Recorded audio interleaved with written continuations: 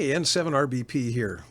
I just wanted to make a real short video on Scott's Mesh Info program that he's got on the Aredn network, KI7ONK. I changed recently my Microtech SXT radio from a 120-foot run of Cat5 cable clear at the other end of my lot. It was staring at his house. Scott's my neighbor. It was staring at his house between two homes, and I was getting a really good signal shooting between the two homes at his house. But I decided to put my SXT on my satellite rotator up about 25, 28 feet above my roof. And now I can rotate it, which is really cool, and I can experiment with different nodes. But here's what's really cool about it.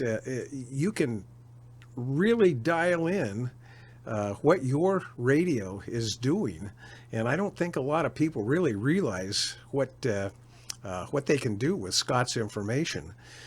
When you go to Scott's site, like right here, KI7ONK, and you click on his Mesh Info, initially, it looks really intimidating. It tells you there's 301 nodes, which there are, and all throughout Oregon, and it's quite a conglomerate of everything, and it's just kind of intimidating. But if you really start to look at the stuff and really analyze it, particularly your own stuff, if you go from the main page up here to the nodes page or the nodes tab, and you click on nodes, then it shows everybody that is on the system.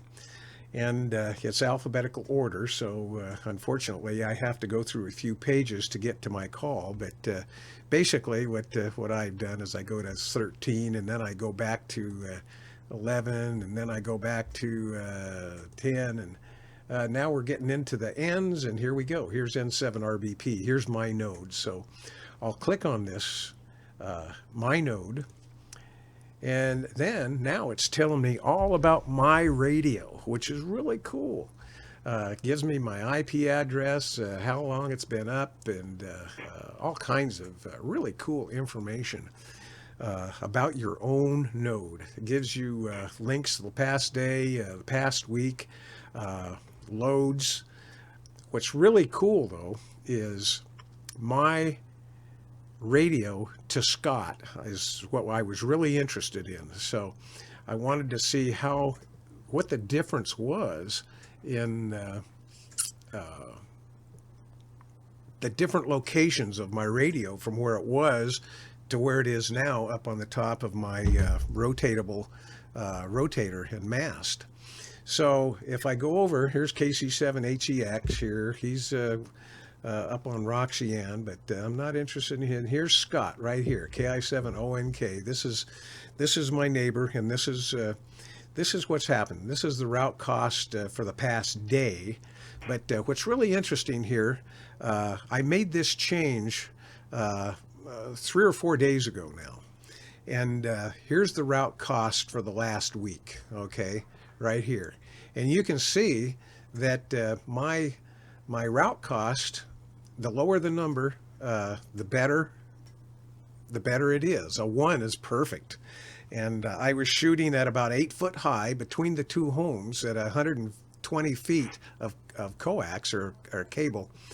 And I was getting almost a perfect signal from him staring right at it. But like I say, I wanted to put the Microtech radio on my 25, 28 foot mast and be able to rotate it. So coming along here, now here's the interruption where I was off the air for a day, basically, or 6 hours, 8 hours, something like that. And just enough time for me to bring my mast down and put the radio on and get it back up in the air. So as you can see here, from a really, really nice, almost perfect signal, I lost some ground with Scott. It's still a great signal, don't get me wrong. I mean, we're still really doing well. But as you can see here, my interruption, and then you can see that once it was up on my mast, the cost was quite a bit higher than it was, and it varies with the rotation of my rotor. As you can see, I have been experimenting with pointing it at different locations, and it goes up and down. Right now it's pointed right back at him for the last half a day or so, and as you can see here, when it's up and pointed directly at Scott, my best day, or my best recordings, are the worst that it was before I moved it. So that's kind of interesting. And then you come here to link quality, and basically you get the same thing. Link quality, 100% link quality is excellent, really, really good. And then here's where the interruption was, where I switched it over to my mast and onto my rotator. And you can see that the link quality, according to this graph, has suffered somewhat dramatically there. So really good information if you're really studying your own system, your own radio. You can see just exactly how useful what Scott has put on his radio, his node, is to the rest of the community. I don't think there's anything quite like it on the whole Aredn network that we're connected to, anyhow. So basically, that's what I wanted to impart. That if you surf around his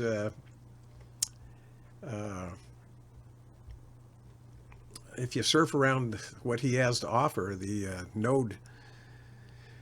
Oh, what's it called here? It's called his Mesh Info. Here we go.